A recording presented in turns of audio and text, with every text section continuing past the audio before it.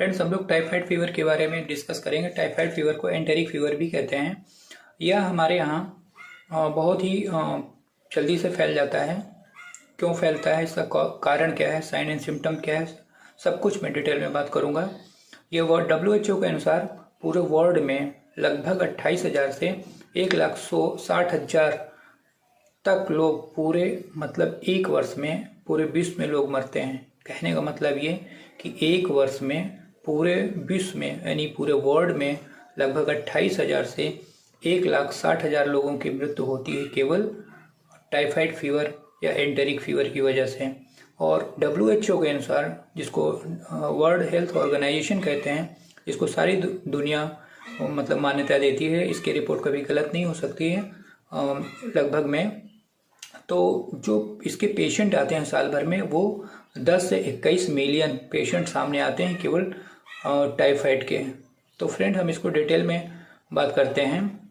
तो फ्रेंड्स, आप सभी लोग हमारे यूट्यूब चैनल में स्वागत है, वेलकम, नमस्कार। मैं डॉक्टर देवेंद्र। मैं आज आपको बताऊंगा एंटेरिक फीवर के बारे में, टाइफाइड फीवर के बारे में। तो ये जो पूरे WHO के अनुसार ये लगभग पूरे वर्ल्ड में फैला हुआ है। तो इसके जो पेशेंटों की डेथ होती है वो 28,000 से 1,60,000 लोग इससे मर जाते हैं। और ये भारत के साथ साथ दक्षिण पूर्व एशिया, अमेरिका और अफ्रीका, एशियाई देशों में, इन सभी जगह पे फैला हुआ है। ये इसका कारण क्या है, इसका कॉज क्या है, वो मैं आपको बताऊंगा। इसका जो कॉज है मोटा मोटा है साल्मोनेला टाइफी बैक्टीरिया या साल्मोनेला पैराटाइफी बैक्टीरिया। यह एक बैक्टीरियल डिजीज़ है। ये होती क्यों है और इन वजह से होती है। जो साल्मोनेला टाइफी बैक्टीरिया है या साल्मोनेला पैराटाइफी बैक्टीरिया है, इसकी वजह से होता है। अब ये होता कैसे है, जैसे हम लोग ख़राब पानी पीते हैं या फिर गंदा पानी पीते हैं। और गंदा पानी हमें मिलता कैसे है आजकल, या फिर पूरे भारत में कहीं कहीं पर जो पानी की सप्लाई है वो नाली के थ्रू होती है। और जहाँ से गंदगी बहती है वहीं से पानी की सप्लाई भी होती है नॉर्मली। तो वहाँ पे पानी लीकेज हो जाता है। इसकी वजह से ये जो बैक्टीरिया होता है उसके साथ में पानी के थ्रू आ सकता है। इसके साथ में सीवेज का प्रॉपर ट्रीटमेंट नहीं होता है। या फिर जो व्यक्ति साल्मोनेला टाइफी से ग्रसित है, जिसको टाइफाइड फीवर है, वो लैट्रिन करने के बाद में सही से हाथ नहीं धुलता है, या फिर और भी बहुत सारी चीज़ें होती हैं, या फिर कहीं से उसको वो गंदगी हाथ में उसको टच हो जाती है, या फिर दूसरे व्यक्ति के कंटामिनेशन से, गंदगी कहीं से भी एक स्वस्थ व्यक्ति को टच में आ जाता है, या फिर उसके खाने की चीज़ें में आ सकता है, या पानी की चीज़ों में आ सकता है। इसकी वजह से उसको भी इन्फेक्ट कर सकता है। ये गंदगी की वजह से होता है, साफ सफाई प्रॉपर वे न होने से, कंटामिनेटेड की वजह से हो जाता है। और जब ये संक्रमण हो जाता है, कहने का मतलब जब ये बैक्टीरिया आपको मिल जाता है, आपके पानी के थ्रू, खाने के थ्रू आपके बॉडी में चला जाता है, तो उसके बाद ये 7 से 14 दिन लग जाते हैं इसके सिम्टम आने में। आपको बीमार करने के लिए 7 से 14 दिन में ये बैक्टीरिया डेवलप हो जाता है। साल्मोनेला एंट्रिका सेरोटाइप टाइफी और साल्मोनेला पैराटाइफी नामक बैक्टीरिया से ये होता है। ठीक है, इसके साथ में अब इसके सिम्टम क्या आएंगे फ्रेंड्स, वो मैं बताता हूँ। इसमें आपको सर दर्द होगा, इसके साथ चक्कर आएगा, और फीवर आपको तेज़ी से होगा, जो 104, 103 फ़ारेनहाइट से 104 फ़ारेनहाइट लगभग होगा। वोमिटिंग होगी, नोज़िया होगा, और फीवर इसमें कभी बहुत तेज़ी से आता है, फिर धीरे धीरे उतर जाता है, फिर नेक्स्ट डे फिर धीरे धीरे आएगा, बढ़ेगा, फिर धीरे से उतर जाएगा। तो ये प्रक्रिया चलती रहती है। इसके साइन एंड सिम्टम्स में हैं, और इसमें भूख नहीं लगती है, लॉस ऑफ एपेटाइट होता है। और इसके साथ में हमेशा वीकनेस, चक्कर महसूस होता रहता है।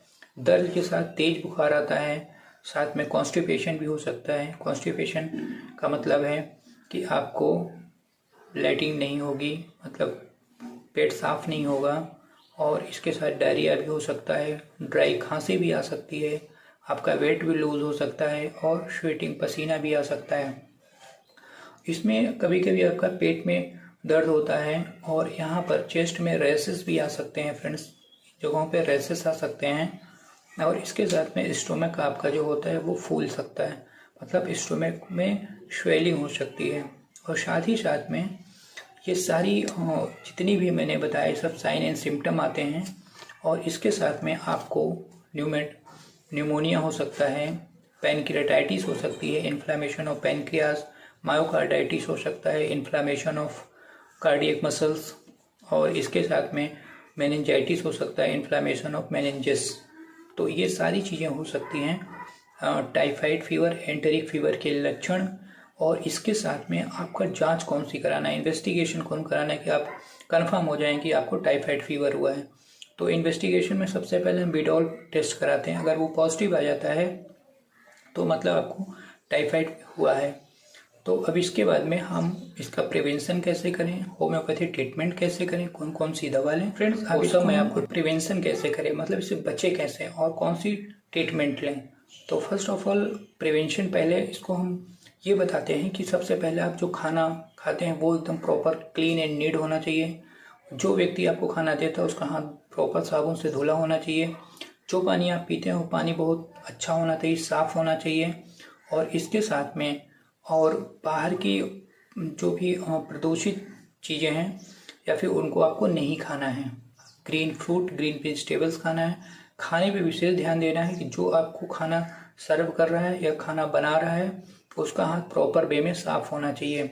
और जो आप पानी पी रहे हैं वो बिल्कुल साफ़ सुथरा होना चाहिए।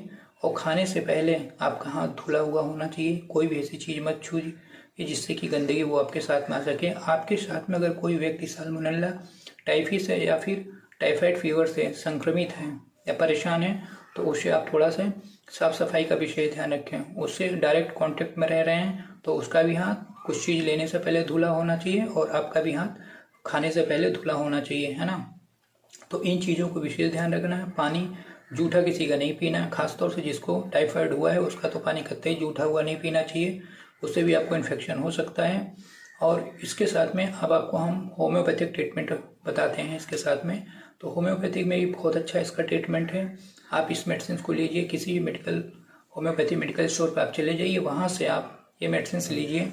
नंबर 1 मेडिसिन भी इस पर आपको डिस्प्ले पे शो कर दूंगा, आप वहाँ से देख सकते हैं। जो पहली मेडिसिन है वो है बैप्टीसिया टिंक्टोरिया। 200 पोटेंसी की आप ले लीजिए। 2 बूंद सुबह, 2 बूंद दोपहर, 2 बूंद शाम को लीजिए, 10 दिन तक लीजिए। और इसके साथ में दूसरी मेडिसिन जो है वो बेलाडोना ले लीजिए।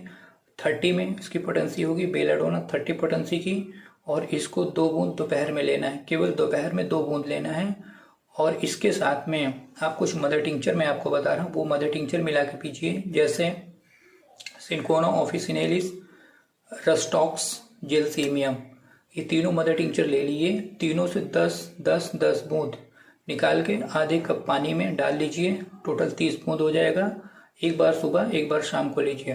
पहले आप मदर टिंचर जो ले रहे हैं उसको पानी में डाल के पी लीजिए। उसके बाद में पोटेंसी वाली दवा डायरेक्ट टंग पर डाल लीजिए। और दोपहर में जो बेलाडोना लेना है उसमें बैप्टीसिया पहले लीजिए, फिर 1 घंटे बाद में बेलाडोना आपको लेना है। इस तरीके से ये ट्रीटमेंट कीजिए। आपका 5 से 10 दिन में आपको एकदम बिल्कुल 100% आराम मिलेगा। और इसके साथ में खाने का और हाइजीन का प्रॉपर ख्याल रखना है, साफ सफाई का विशेष ध्यान रखना है। ग्रीन फ्रूट, ग्रीन वेजिटेबल्स खाइए और हाइजीन थोड़ा मेंटेन किए रहिए, मतलब साफ सफाई मेंटेन किए रहिए। आई होप बिल्कुल अच्छा रिजल्ट आएगा फ्रेंड्स। तो फ्रेंड्स इस तरह एक वीडियो पाने के लिए आप इस चैनल को लाइक, शेयर, सब्सक्राइब कर दें, बेल को प्रेस कर दें ताकि आने वाले सभी नोटिफिकेशन आपको फ्रेंड्स मिल सकें। Okay, thank you.